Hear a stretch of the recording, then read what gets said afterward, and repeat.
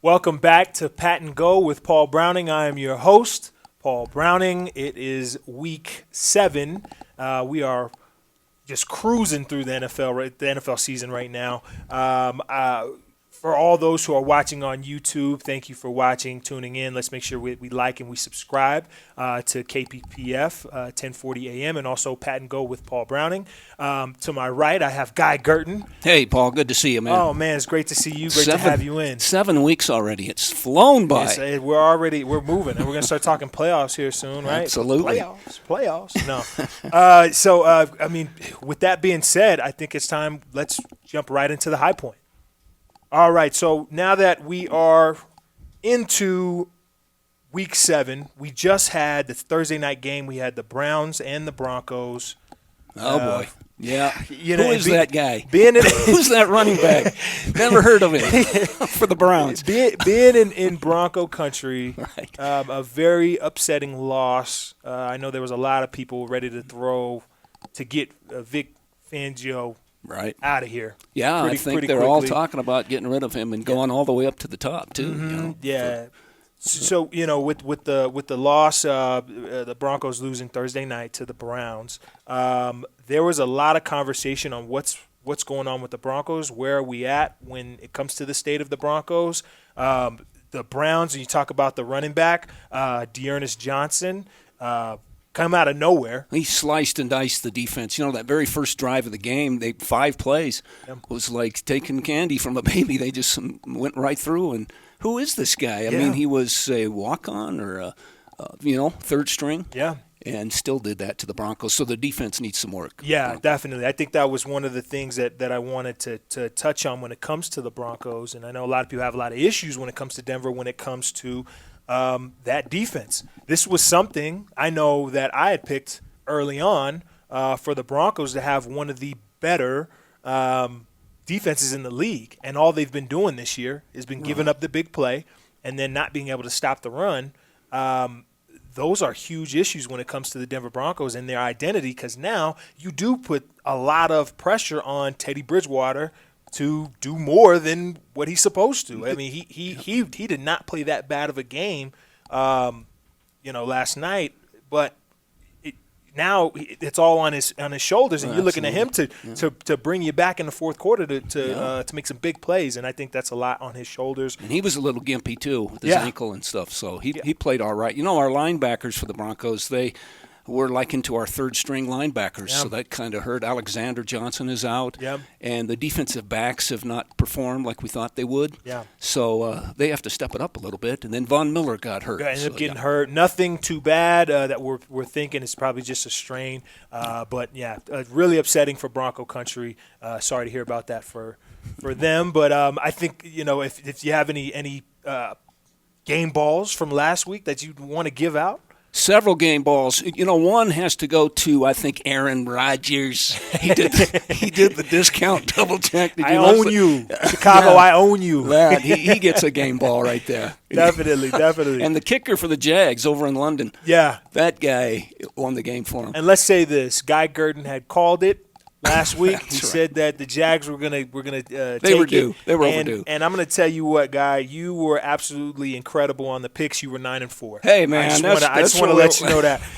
For my game ball, I've got the Alphabet Man, CeeDee Lamb, for absolutely balling out against the New England Patriots. He actually had 9 catches for 149 yards, 2 touchdowns, and a walk-off touchdown. So in OT, I think that was big time. And then also one more game ball to the Panthers safety, Kenny Robinson. Now, this one's close to my heart. This guy chooses XFL over college football to support his mother after she got cancer. He ended up being drafted by the Panthers after the XFL season was suspended. And then gets called up from the practice squad last Saturday, ends up scoring a touchdown on a block punt. So big ups to Kenny Robinson. Hollywood movie stuff right there. Right? 100%. So, but that's going to do it for High Point. We're going to take a quick little break. Once again, make sure that we're liking and subscribing on KPPF 1040 AM and also Pat and Go with Paul Browning. So this is Pat and Go with Paul Browning. See you in a second. Welcome back to Pat and Go with Paul Browning. I'm your host, Paul Browning. Got Guy Gurton to my right. Great to be here. Of course. We're going to jump right into Flag on the Play. So with Flag on the Play, we're going to throw a flag on whatever thing is, just really grinding our gears, getting us upset about the season or whatever it may be. Anything that was an issue from this past week. So, Guy, I'm going to kick it to you right now. Was there something that kind of stuck out to you last week? A lot of plays, but one play that really stuck out, I think, is that Buffalo Bills game. 20 seconds left in the game, and down on the 2-yard line, 4th down. What do? Kick a field goal, go into overtime? No. They go for it. They want to win it. And did not get it. It was a gutsy call, but that was my flag. Yeah, but I get it, and I give it to the Bills for you're playing to win, and but that may be something that hurts them later on in the season. So could be 100%. So I'm going to throw a flag on DK Metcalf. So if we know the saga with DK Metcalf, he went on a Twitter rant this week. Battling Shannon Sharp. That's not somebody you really want to battle. You don't want to talk with him. Yeah, you don't really want to talk with him, but called him a little boy and things like that. I mean, this is DK calling Shannon Sharp this, and it's like the resume that Shannon Sharp has. That's not something you want to get into with Shannon. So I'm going to throw a flag on DK. Hey, respect your elders. You got to know what's going on. Right. And especially it's National Tight Ends Day coming up this weekend. Something you don't do. You've got to give some respect on Shannon Sharp's name.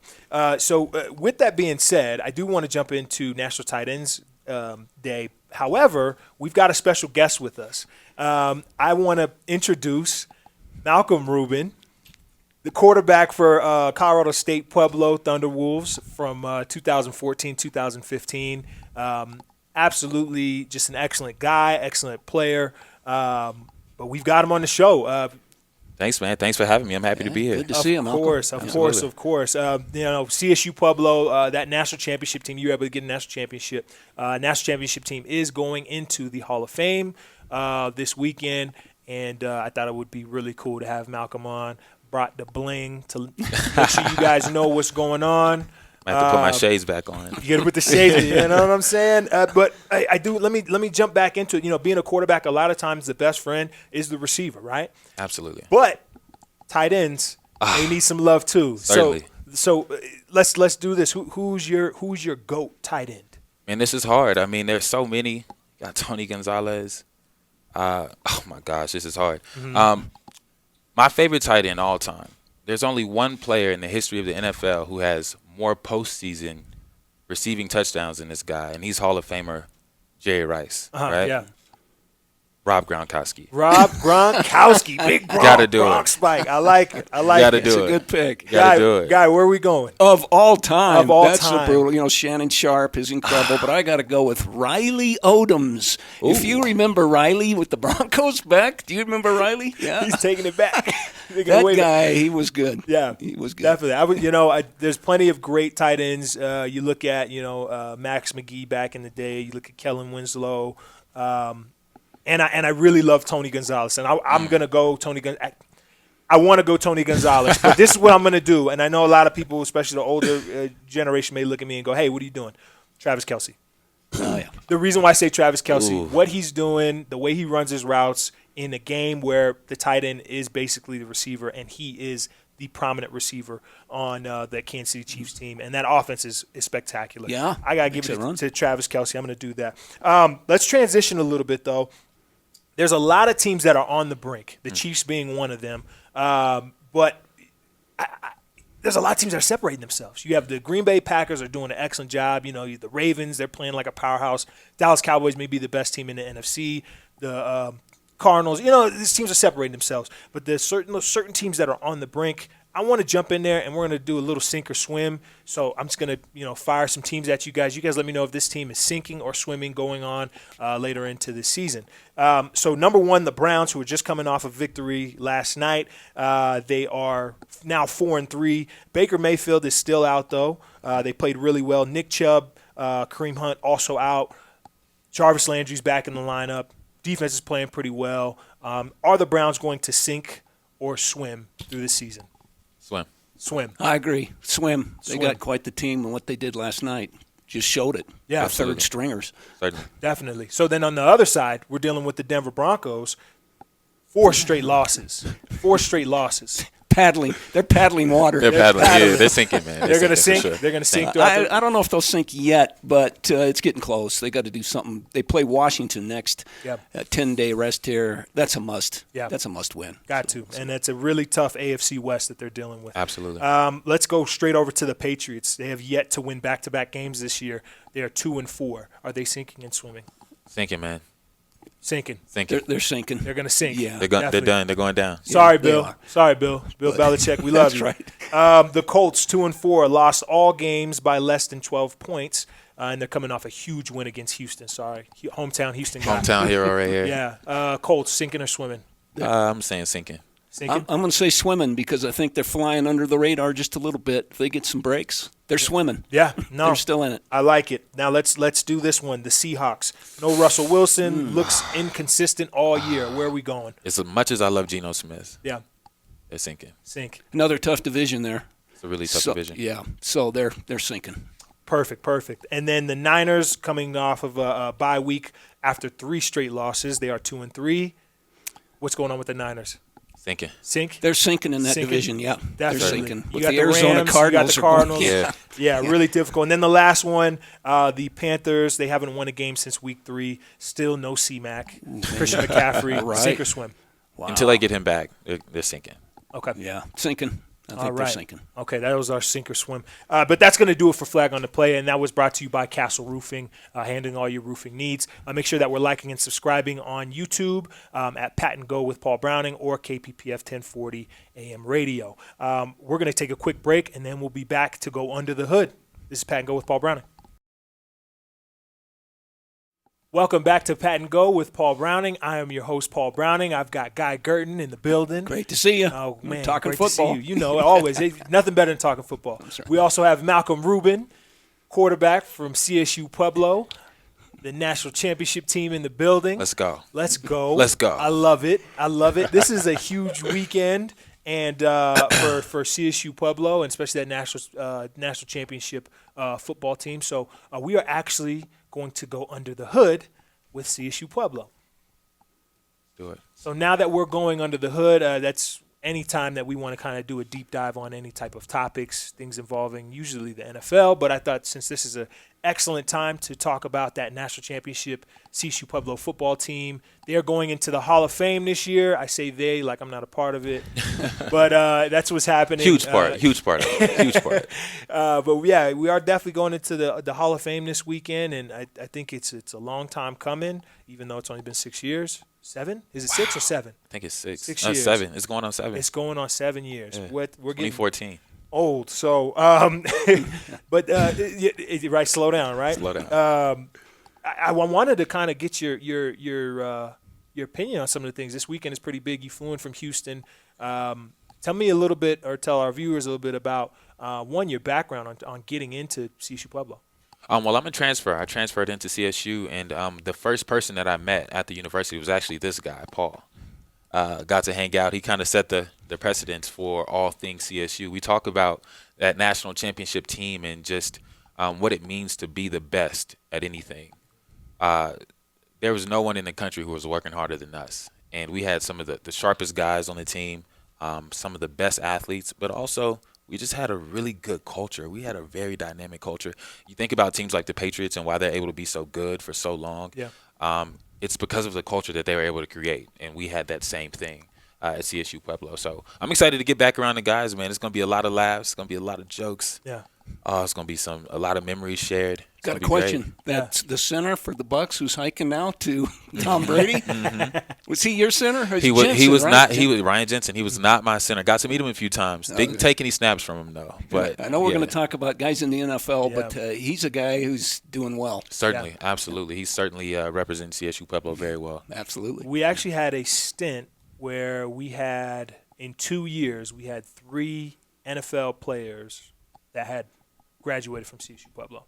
So, I mean, that's a huge in the Super Bowl. Yeah. So absolutely, that's something that is Was that Mike Pinnell, Ryan Jensen, Morgan Fox. Morgan. Back-to-back years. Yep. We had 3 guys in the Super Bowl. And that's something that is just so special for a D2 program to have. Guy, I mean, you've been able to cover sports for a while. What's one of the things when you look at certain championship teams, like the X factor thing about that team? Do you usually notice a certain thing about? Well, you bet. Well, chemistry, like Malcolm was talking about, too, is very important, and they have it there. And that coach has done an extremely good job. Risto, John Riston. Yeah, Big Wrist. There he is. But what they've been able to build, and like you say, the athletes that have come through there, especially on a smaller school, it's been amazing. Yeah. It really has been. Let's zero in a little bit more on national championship team, though. We had, 6 guys end up going to the NFL that year. That national championship year. That was more than CU Boulder had. That tells you something right there. Yeah. Then Fort Collins had. So it was a pretty big thing. I hope I don't get in trouble for saying this on the air, but I'm just saying we could have put that 2014 team up against any school in Colorado. Yeah. And would have dominated. Mm-hmm. I mean, so we went down to your hometown. Well, not Houston, but we went down to Texas. And we actually played. I remember playing Sam Houston. Absolutely. And they were Division I AA team, FCS.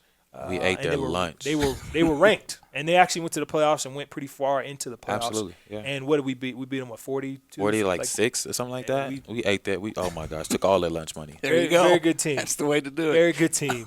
Yeah. Do you have any memories that really stick out from that season? Oh yeah, absolutely. Fall camp. This is the first summer that I'm in Colorado. We're in the caf. We're eating. All the football players are eating. And the volleyball girls there you go. are in the cafe as well. And if you guys know Paul Brown, and you guys probably don't know that he has a bit of a musical talent as well. Well, Paul and the team captain of the volleyball team are both artists. Okay. So we had like a rap battle. Oh, in the center nice. of the I caf. wish I'd have been there. Oh my gosh, you talk about it was crazy, man. People was dropping lines and there's chairs flying in the air because everyone's so excited. It was incredible, man. Favorite moment of that season. Aside from winning all the games, right? Favorite moment from that season. Yeah, I mean, because there was that was us being able to start that season off really at a high note. Beating Absolutely. Sam Houston. Absolutely. Had a lot of injuries going through on that season, but then we lost to Fort Lewis. Fort Lewis. Yeah. A game we should have won by maybe 50. Right. Ended up winning all of our games after that, and then getting to the playoff. What was something that was on your mind? When it came to that playoff run, when we were actually like, when did you know you were like, okay, this would be a national championship here? You know what? I think once we beat West Georgia, Mm-hmm. I was like, you know what? We're going all the way. Yeah. West Georgia was, in my opinion, Georgia was the national championship game. Right. That was an extremely tough team. Yeah. And we played in some very difficult, weather as well. It was freezing. It was like 8 degrees that day. Yeah. We played. Yeah. It was a very low scoring game, but we fought tooth and nail. It was beautiful. Yeah. I think after that it was like, okay, we're going on. We've got it. Yeah. No, yeah. I they're off to a little slow start this year with a couple of losses, but they're coming back. Yeah. So that's what I was going to end up asking you. What is something that just want to close this? What's something that from that national championship season that you would want to impart onto that new CSU Pueblo team or upcoming freshmen that are coming in? What's something you would want to impart on that? Man, it's more than just about you. Yeah, it's more than just about you. I think what really separated us on that team was just how everyone on that team, I could look at anyone across from me, and I would know that they would be willing to run through a brick wall for me, Yep. Right. And I would do the same. Right. It was like it's like a murderous rhythm. You know what I mean? Right. It's. They need to get there and talk to them right now. Absolutely, I don't know. Maybe I might need to. It's a very. Get down there, right? It's a very violent. Essence that we had on that team that I feel like everyone would ride for everybody. Yeah. We were some fighters. Yeah. We were some fighters. We did it the right way, but we were some dogs. Yeah. Oh, we yeah. really were. I can't say that enough. We were.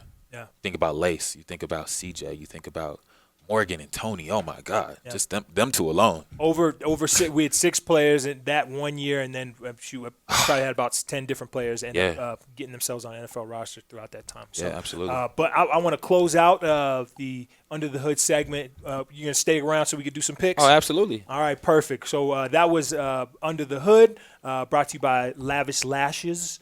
That's Hair and Fashion. They're going to take care of all of that for you guys. Malcolm knows a little thing about fashion. Just a little bit. So that's going to be a quick little break. We'll come back. We'll do 50-50. This is Pat and Go with Paul Browning. Welcome back to Pat and Go with Paul Browning. I'm your host, Paul Browning. I've got Guy Gurton with me. Great to be here again. I'm telling you what, I'm getting ready for those picks. Oh, yeah, ready for picks. We've got Malcolm Ruben, quarterback, CSU Pueblo, 2014 National Championship quarterback. Thanks for having me, man. Of course, Great to see Malcolm. Oh, yeah, man. So, hey, you're going to be a part of 50-50. Let's pick them. Let's do it. So 50-50, we're going to pick all the wins from that are this upcoming week. I'm at 53-33. Mike is at 55-31. I'm trying to catch him. Guy, you're at 9-4. I'm just you're coming off to in. a strong start, Yes, so we might have to go percentage on on here. Okay. Picked those Detroit Lions, and they lost last week. Yeah, let's maybe not do Detroit again, right? So let's get right into it. First off, we have the Chiefs and the Titans. This is a really tough game usually. It's in Tennessee. Ooh. The Chiefs have the spread, 4.5 points, 4.5 point spread heading to KC. I'm going to go with the Titans, though. I have the Chiefs defense in my fantasy, but I'm going with the Titans. I'm going to have to go with the Chiefs. I think Chiefs. they're catching their stride. They're coming on. No. That's not a bad pick. We do have Carolina heading up to the New York Giants, though. Yeah. You know, the last time we had the Panthers in New York, we had that Odell Beckham, Josh Gordon fiasco, right? Carolina does have the 3-point spread. I'm also going to go Carolina. Carolina for me. I'm going Carolina as well. Yeah. No doubt. We've got the Jets heading up to New England. This is a great rivalry. New England has the 7-point spread. That's a huge spread, right? I am going to go New England. Yeah.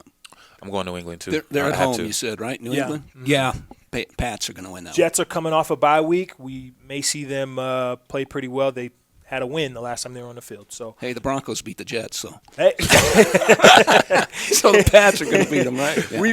We've got the Washington football team heading up to Lambeau Field to take on the Green Bay Packers. Packers have a 7.5 point spread headed their way. I'm going to stick with Green Bay. I'm going with Green Bay. The Pack at Lambeau, tough to beat. Oh, yeah. The Pack. Definitely. Atlanta heads down to Miami. And they have Atlanta has a 2.5 point spread heading their way. I'm going to go Atlanta. You know what? I'm actually going Miami. You're going to go Miami? Yeah. I'm agreeing with Malcolm. I think Miami's going to pull it out. It's about their time. It's about time for them to make some things happen. We've got Cincinnati, really tough team, heading up to Baltimore. Baltimore does have that's over a 6-point spread. I'm going to stay with Baltimore. That's a toss-up right there. I'm going to go with Baltimore because they're at home. Yeah. I don't think I could ever bet against Lamar Jackson. Yeah, good point. At some point you will. I don't think they're going to go 16-0 or 15-1. At some point you're going to have to. Cincinnati, though, they're a team to reckon with. Oh, yeah, definitely. Let's see how we do on this one, right? Detroit. Detroit. I think they're going to win one of these. No hate for Detroit, right? One of these days. They're heading out to Los Angeles to take on the Rams. Rams have a 15-point spread headed their way. I'm going to go with the Rams. You have to. That's about as big of a spread you get right there. There's actually a larger one. Oh, yeah, there is. All right. The Rams will win that one. Rams, for sure. Perfect. Okay, we have Philly heading out to Las Vegas to take on the Raiders. The Raiders have a 3-point spread, but I'm still going to go with the Eagles. I'm going Eagles. I think the Raiders still figuring out the coach. I'm going Eagles. Yeah, they got a lot of adversity in their locker room right now. Yeah. Chicago heading out to Tampa Bay. The Bucs are the Bucs. It is what it is. 12.5-point spread heading to Tampa Bay. I'm going to stick with that. Tampa Bay going to do this. Yeah. Going Tampa. Bucs. Tampa. Perfect. Yep. Now for the largest spread, 17.5-point spread. Please headed to Houston Texans are going out to go play the Arizona Cardinals. Man. Arizona 6-0, first time since 1974. I'm going to go Arizona. It's Houston. I'm going Arizona, man. I have to. It wouldn't make sense not to. They're a fine oil machine right now. They Murray. Arizona's going to win that one. Yeah. For the last two games, we have the Colts heading out to San Francisco. San Francisco has a 4-point spread. I'm going to go San Fran.